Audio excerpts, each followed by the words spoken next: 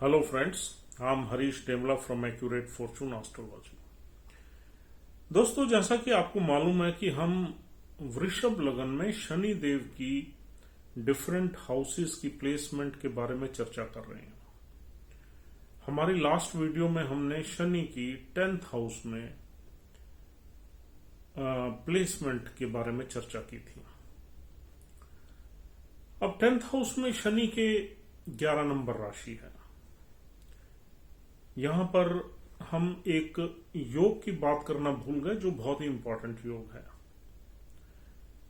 इस योग का नाम है शश योग। और ये योग तब बनता है किसी भी चार्ट में जब शनि देव अपनी किसी राशि में या एग्जॉल्टेड साइन में केंद्र में प्लेस्ड होते हैं, विराजमान होते हैं। केंद्र के 4 ही घर है, पहला, चौथा, 7वां और 10वां। और ये योग दूसरे भी चार्ट्स में बनता है, यानी कि मंगल के चार्ट्स में अगर हम देखें तो एरीज और स्कॉर्पियो में भी बनता है, और वृषभ और तुला में भी बनता है, और ये योग कैप्रिकॉन और एक्वेरियस में भी बनता है, यानी कि इन असेंडेंट में बनता है। और कैंसर और लियो में भी बनता है। ये 8 लगन में ये योग बनता है, लेकिन 4 लगन ऐसे हैं जिसमें शश नामक पंच महापुरुष योग नहीं बनता। वो 4 लगन है आपका मिथुन का, कन्या का, धनु का और मीन का, मतलब 12 नंबर राशि का। तो इन 4 लगन में ये वाला योग, शश योग, नहीं बनता। कोई भी पंच महापुरुष योग तभी बनता है जब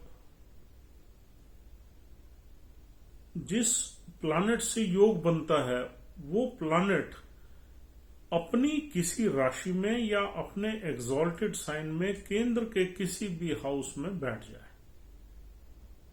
तो इसी तरीके से पंच महापुरुष योगों में से एक योग है शश योग, जो कि शनिदेव बनाते हैं। अगर शनिदेव कैप्रिकॉन में, एक्वेरियस में या लिब्रा में किसी भी केंद्र हाउसेज में से एक हाउस में विराजमान हो जाए तो ये शश योग कहलाता है। देखिए दोस्तों, योग तो ये पावरफुल है एज पर आवर स्क्रिप्चर्स, लेकिन इसमें कुछ भ्रम है और प्रैक्टिकली हमने देखा भी है सैकड़ों चार्ट्स पे। शनिदेव बहुत ही पावरफुल प्लैनेट है, कर्मा के मालिक हैं, एक जज के रूप में है, और हमारे कर्मों का ही फल देने के लिए शनिदेव यहां है। और शनिदेव जो है स्लो मूविंग प्लैनेट है सैटर्न का, और एक पूरा चक्र लगाने में इनको करीब करीब 29 साल लग जाते हैं। तो और फारदेस्ट है ये हमारी जो ये पृथ्वी है, इससे बहुत ही फारदेस्ट प्लैनेट है। और कहा जाता है कि शनि जिस घर में भी बैठते हैं उस घर से हमें संघर्ष देते हैं, because it is a natural malefic planet. लेकिन हां, उस संघर्ष के बाद हमें बहुत अच्छे फल भी मिलते हैं, और ये पर्टिकुलरली तब होता है जब शनिदेव स्ट्रांगली प्लेस्ड हो और अपने साइन में हो, फिर तो नेचुरली स्ट्रांग ही माने जाते हैं। लेकिन जो केंद्र के हाउसेज हैं, ये हाउसेज डिफरेंट चीजों को रिप्रेजेंट करते हैं। जैसे हमारा फर्स्ट हाउस हमारे ब्रेन का हाउस है, और इसका सिग्निफिकेटर सूर्य है। और शनिदेव अगर फर्स्ट हाउस में बैठ जाए तो हमारी जिंदगी में संघर्ष कई गुना बढ़ा देते हैं। बिकॉज ऐसा माना जाता है कि वो अपने शत्रु के घर में है, चाहे वो अपनी ही राशि में क्यों ना हो, क्योंकि सिग्निफिकेटर तो सूर्य ही है इस घर का। और फोर्थ हाउस जो केंद्र का है वो हमारी इमोशंस का घर है, हमारी मदर का घर है, एक हमारी प्योरिटी का जो हमारी प्योर फीलिंग्स है उसका घर है, पीस ऑफ माइंड का हाउस है। और यहां शनि बैठ जाए तो हमारी ये भी स्क्रिप्चर से ही बातें निकली हैं कि यहां पर शनि देव का बैठना भी ज्यादा अच्छा नहीं माना जाता। और सातवां घर हमारे विवाह का है, हमारी पत्नी का है, हमारे रिलेशनशिप्स का है, हमारी पार्टनरशिप का है, या हमारे पति का है यानी स्पाउस का है, और एक रिलेशनशिप की हैप्पीनेस का है सातवां आठवां भी। अब देखिए शनि देव का यहां बैठना भी अच्छा नहीं माना जाता, ये भी हमारे स्क्रिप्चर से ही बातें आई है। इसलिए अच्छा नहीं माना जाता कि शनि देव एक ओल्ड एंड ड्राई प्लैनेट है।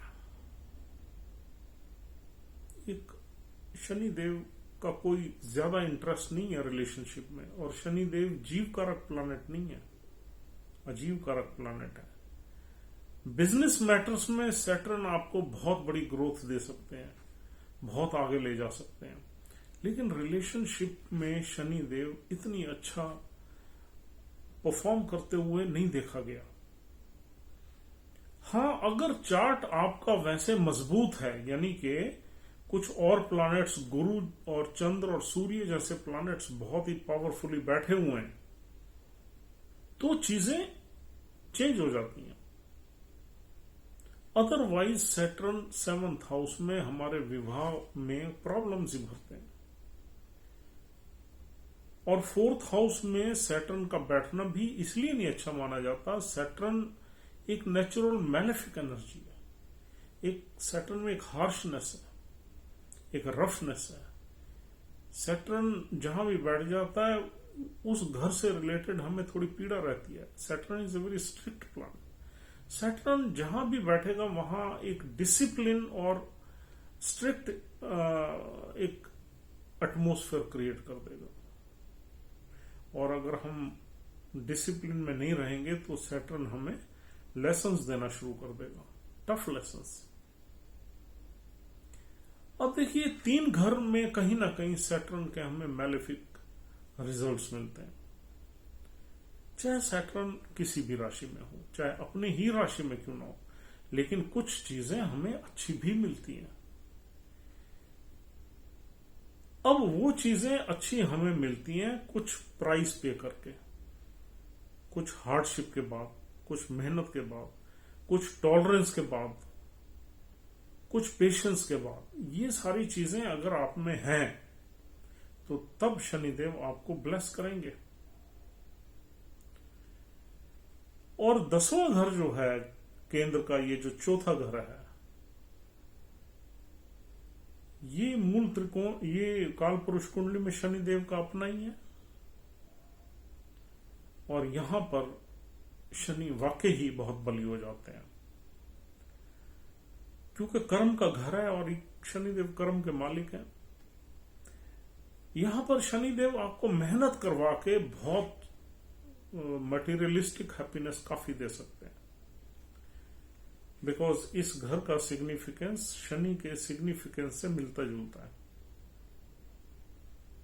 आपको प्रोफेशनल हाइट पे ले जा सकते हैं, लेकिन यहां कुछ कंडीशन जरूर अप्लाई होती हैं। अब कंडीशंस यहां क्या अप्लाई होती हैं? एक तो आपके चार्ट में जो असेंडेंट लॉर्ड है वो पावरफुल होना चाहिए,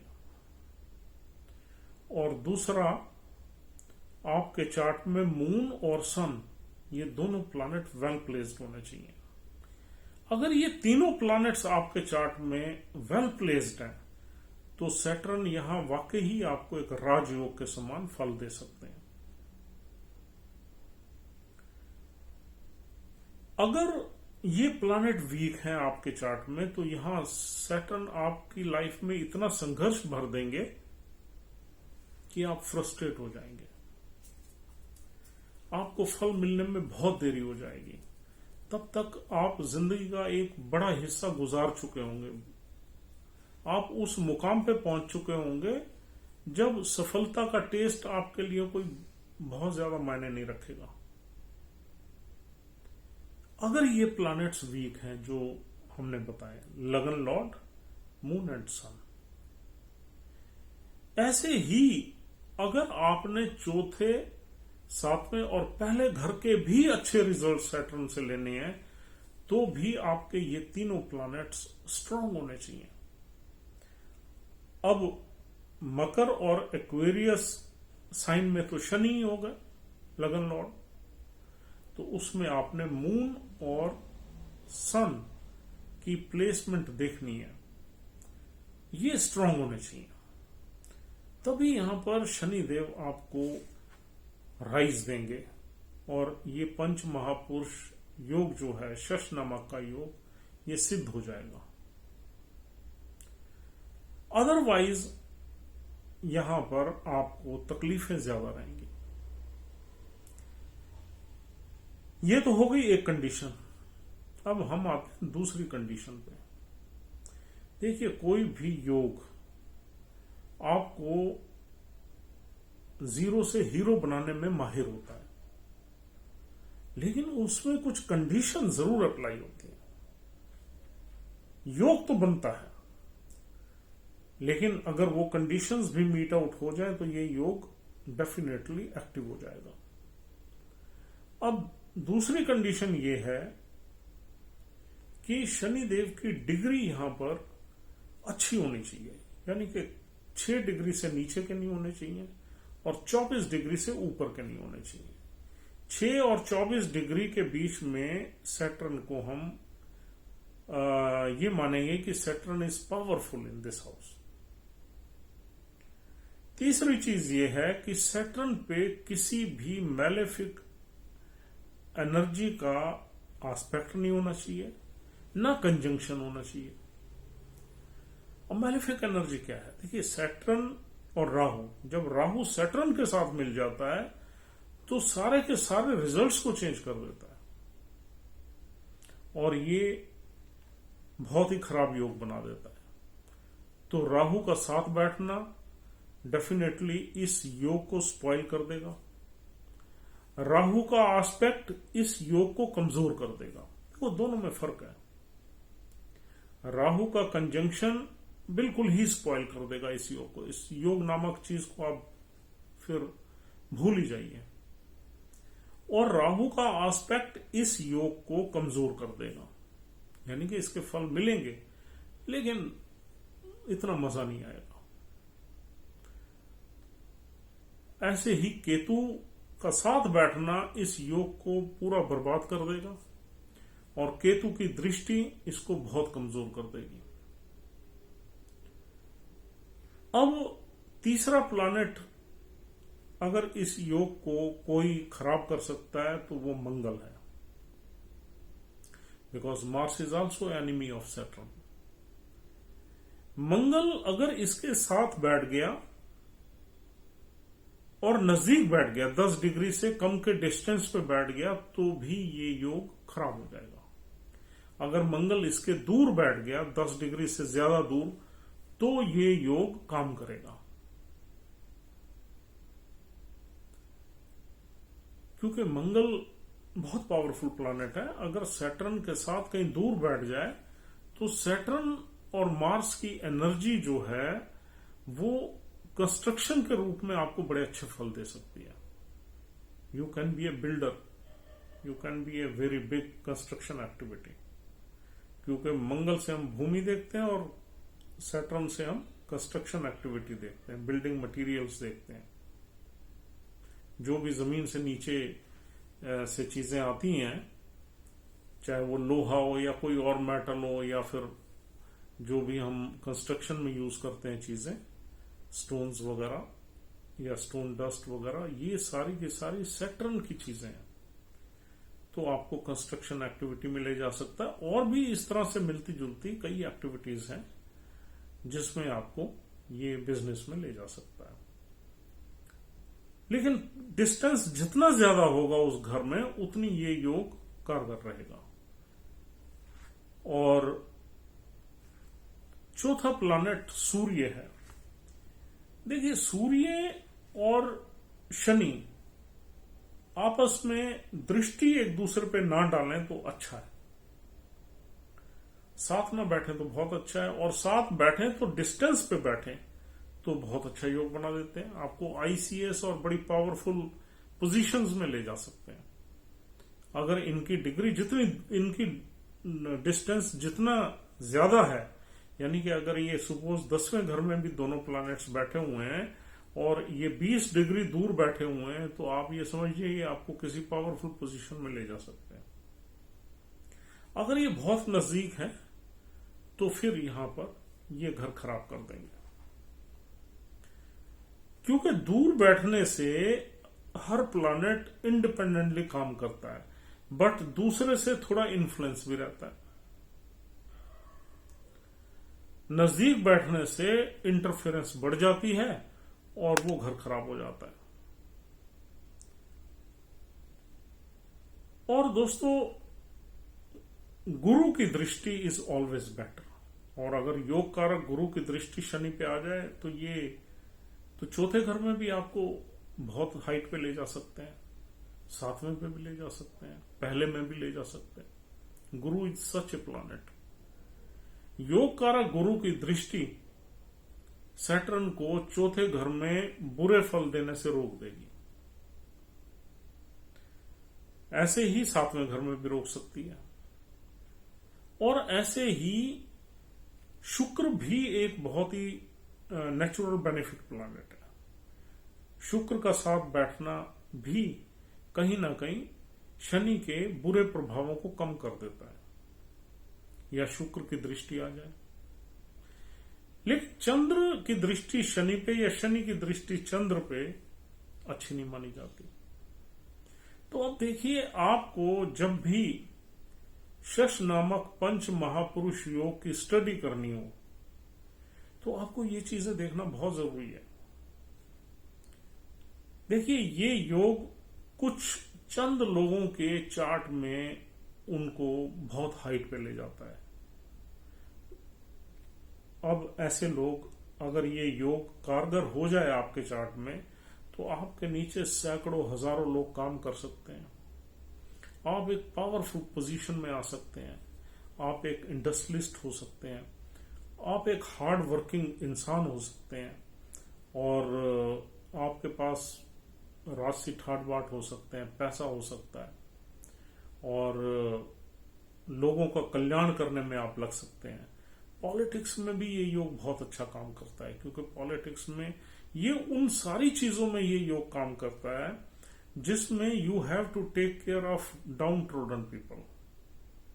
जो हमारे समाज के ऐसे लोग हैं जो कि पीड़ित लोग हैं, उनकी सेवा करने में, उनको ऊपर उठाने में, उनकी अपलिफ्टमेंट करने में ये योग बहुत कारगर है। और जब भी सैटर्न ब्लेस करते हैं किसी इंसान को इस योग से, तो आदमी इस तरह के काम जरूर करता है, समाज की सेवा जरूर करता है, किसी भी ओहदे में करे, किसी भी वो अपने सोशल स्टेटस में रह के करे। आपने देखा है जितने भी आईसीएस ऑफिसर्स हैं वो क्या करते हैं, उनका प्रोफाइल है कि वो गरीब लोगों को कई चीजें डिस्ट्रीब्यूशन में रहते हैं, उनकी अपलिफ्टमेंट के लिए रहते हैं, उनके लिए काम करते हैं, उनको रोजगार दिलाते हैं, उनके लिए मकान बनवाने का साधन बनाते हैं। ये सब एडमिनिस्ट्रेशन के काम है, और इनके हेड कौन है? आईसीएस ऑफिसर्स हैं।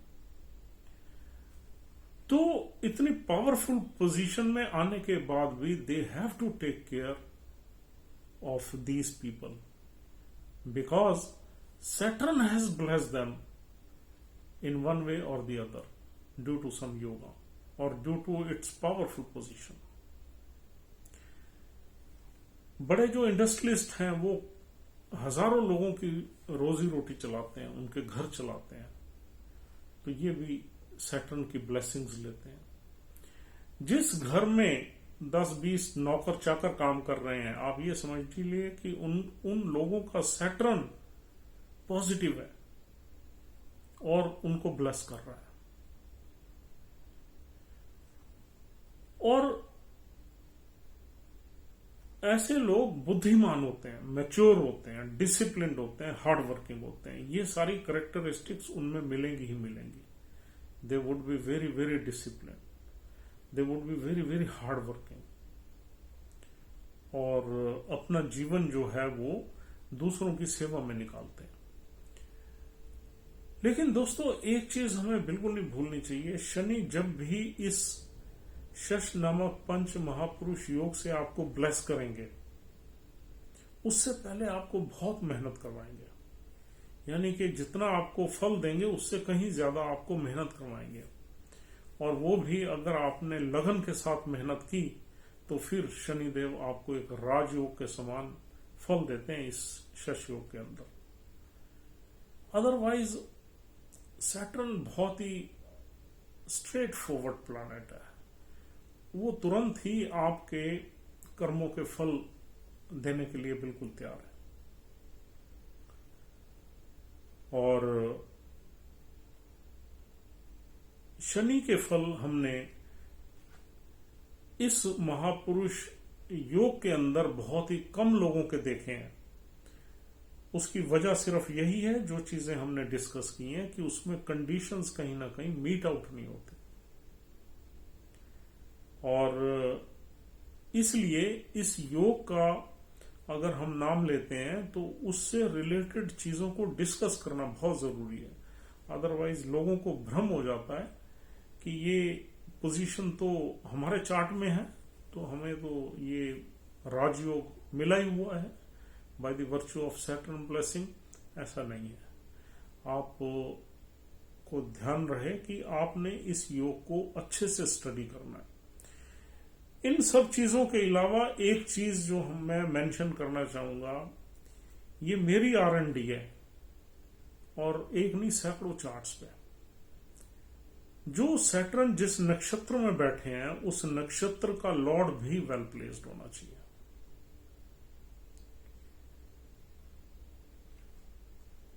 चाहे सैटर्न अपने ही साइन में बैठे हैं, लेकिन वहां नक्षत्र तो 3 मिलते हैं। अगर मंगल के नक्षत्र में बैठते हैं तो मंगल की पावरफुल पोजीशन होनी चाहिए इस राजयोग को भोगने के लिए। अगर मंगल कहीं वीक पड़ गया तो वो आपको ये राजयोग नहीं भोगाएगा। मंगल नीच का ही आ गया, then you won't enjoy this auspicious benefits of this yoga. तो ये भी चीजें आपने ध्यान रखनी है। तो दोस्तों, इन सब चीजों के बीच में ही आपने ये तय करना है कि ये योग आपके चार्ट में कितनी पावरफुल है। हम ये नहीं कह रहे कि अगर इसमें से एक कंडीशन भी अप्लाई होगी तो इसके फल नहीं मिलेंगे, नहीं। इसके फल, कोई भी प्लैनेट जब अपनी राशि अपने उसमें होता है तो फल जरूर देता है, लेकिन क्या वो राजयोग के समान फल होंगे या ऑर्डिनरी फल होंगे, या ऑर्डिनरी से थोड़े बेहतर होंगे या बेहतरीन होंगे, ये सब आपने देखने के लिए ये देखना है कि हमारे चार्ट में इस 4-5 कंडीशंस में कितनी कंडीशंस मीट आउट हो रही हैं। जितनी ज्यादा कंडीशंस मीट आउट होंगी उतने ज्यादा अच्छे फल मिलेंगे। अगर सारी कंडीशंस मीट आउट हो रही हैं तो आप ये समझ लीजिए कि आपकी जिंदगी में एक बहुत बड़ी तरक्की, एक बहुत बड़ा यानी कि सक्सेस का योग बना हुआ, जो कि शनिदेव आपको देंगे। तो दोस्तों, उम्मीद करता हूं you have understood the real meaning of Shash yoga.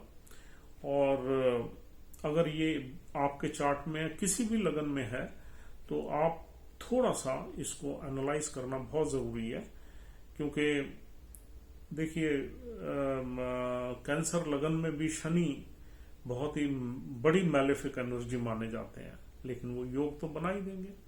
अब वो योग कैसा काम करेगा, यू कैन वेल इमेजिन, क्योंकि एक तो 8वें घर के मालिक हो जाते हैं, 7वें घर के मालिक हो जाते हैं और सामने ही है बिल्कुल। और कैंसर लगन तो आपको पता ही है, बहुत ही सॉफ्ट लगन है। ऐसे लियो लगन सूर्य देव का है, उसमें भी ये योग बनता है। तो मंगल के दोनों लगन में ये योग बनता है, मंगल के भी एनिमी है। तो इन सब चीजों को भी ध्यान में रखना है कि किस लगन में ये योग बन रहा है और किस नक्षत्र में बन रहा है, और कैसे कैसे दूसरे प्लैनेट्स हमें इस योग को यूं कहना चाहिए कि पॉजिटिवली एक्टिवेट करने के लिए तैयार है। फिर भी शनि अगर अपनी राशि में बैठे हुए हैं तो हम ये मान सकते हैं कि आदमी की प्रोफेशनल कैरियर में 10वें घर में अगर बैठे हुए हैं तो राइज जरूर मिलेगा। तो इतने तो अच्छे फल हमें डेफिनेटली मिलेंगे। So friends, thank you very much for watching our video. उम्मीद करता हूं you have understood the depth of Shash yoga, और हम फिर किसी मौके पे हम दूसरे भी जो 4 योग रह गए उनको भी डिस्कस करेंगे, आपको बताएंगे। लेकिन आज की वीडियो में इतना ही।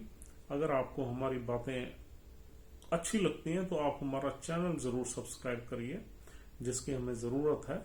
और else will see you tomorrow. If you want to contact us तो हमारे नंबर दिए हुए हैं, आप हमें डायल करके किसी भी कंसल्टेशन के लिए कॉन्टैक्ट कर सकते हैं। Thank you very much.